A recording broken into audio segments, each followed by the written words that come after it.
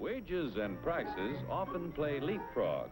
One jumps up, then the other, which means a steady rise in our cost of living.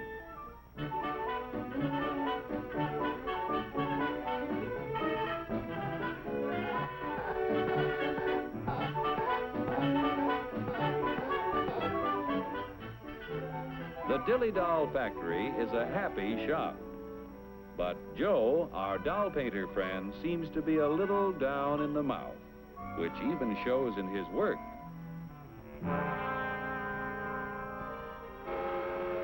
Joe is pretty discouraged because the high cost of living makes it harder and harder to make ends meet.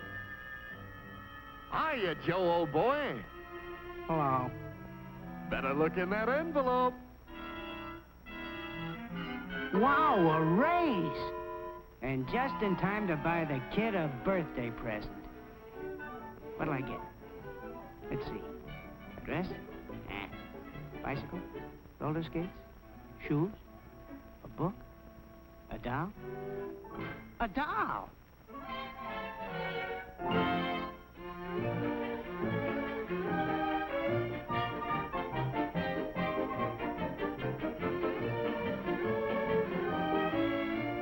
What's the price, miss?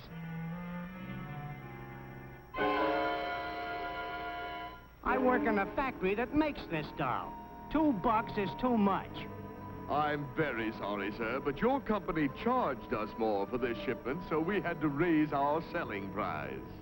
We got a wage increase, all right, but it couldn't raise the price that much. It just takes a little wood, rubber, paint, cloth, and a phony wig to make that doll. There's only about 10 cents worth of materials in the whole thing. You pirates, crooks, bandits, you robbers! You're right about the cost of raw materials in that doll, about 10 cents worth. Raw materials in practically everything we buy are worth little until labor transforms them into finished products. For example, how much do you think the raw materials cost in that car? Oh, about $300.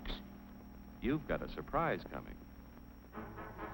It takes 4.5 tons of coal, 2 3/4 tons of iron ore, 50 pounds of cotton, 14 pounds of cured and finished wool, aluminum, zinc, lead, copper, and countless other raw materials to make an automobile. Without the addition of labor costs, these things are worth about $22.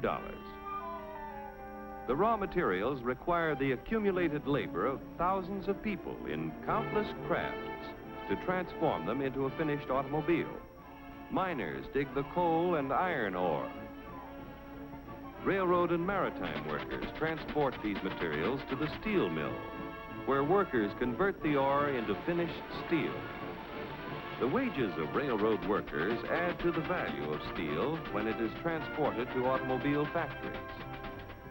The cotton that goes into a car accumulates labor cost from the farmer who tills the soil, from workers who sow the seed, and help to raise the cotton. Wages paid to other workers add to the value of the cotton as it is moved from the field to the cotton gin where it is processed. Other workers transport the cotton to the automobile factory. The wool that is used to make a car is worth little while it is still on the sheep. When the labor cost of a sheep shearer is added,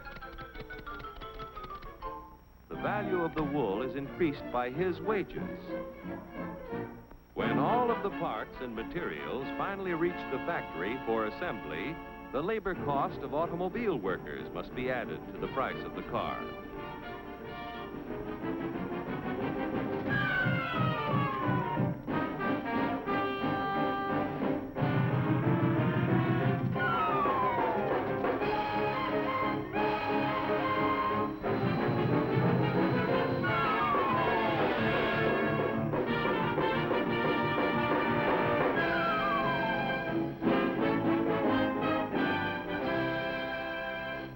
In the $1,500 automobile, direct and indirect labor costs add up to approximately $1,200, or over 80% of the selling price. That's before taxes. And what happens to the other 20% or $300? Raw material cost, $22. Profit to producers of raw materials and allied industries, $89. Profit to part manufacturers, $47. Profit to local dealer, $77. Profit to car manufacturer, $65. Now, when you add $400 for taxes, the cost is $1,900 to the buyer. Like the dolls you make, an automobile has a low raw material cost and a high labor cost, and that goes for practically everything we buy. Oh, yeah? Well, what's the labor cost in a buck's worth of steak? We'll start back at the farm where Bully Boy was raised. The selling price of meat has to include the labor cost in producing the feed, in building fences, and constructing housing for our animal friend. It takes a lot of costly care to get Bully Boy ready for the market. Wages have to be paid to railroad workers who provide our friend with care and courtesy on his way to the stockyards. Preparing Bully Boy's anatomy for the butcher shop costs money, too. The family butcher figures in his wages every time he sells a thick, juicy steak. Forgetting taxes for a moment, the labor cost in a dollar's worth of meat adds up like this. Workers raising beef, 24 cents. Transportation workers, 1/2 cent. Packing house workers, 42 cents. Meat delivery drivers, 1/2 cent. Butcher shop workers, 18 cents. The other 15 cents goes in profits to the retailers, the packers, allied industries, and to the farmers and ranchers. Most of the things we buy accumulate direct and indirect labor costs that add up to 85% of the selling price before taxes are added. Generally speaking, a wage raise means a corresponding rise in prices, unless productivity is increased proportionately. What do you want, a guy with 4 arms? 4 arms?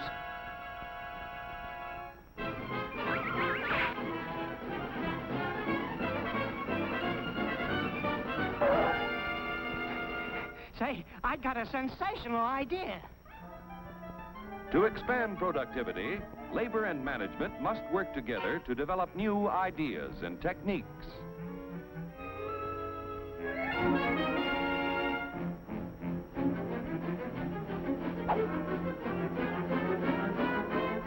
To expand productivity, capital must finance the creation of more efficient tools and plants.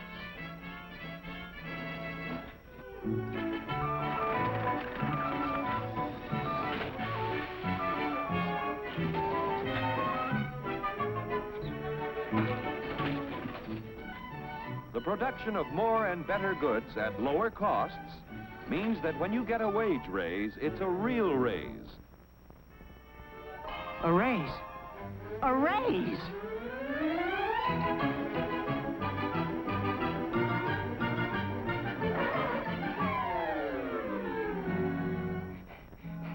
I want to buy a doll.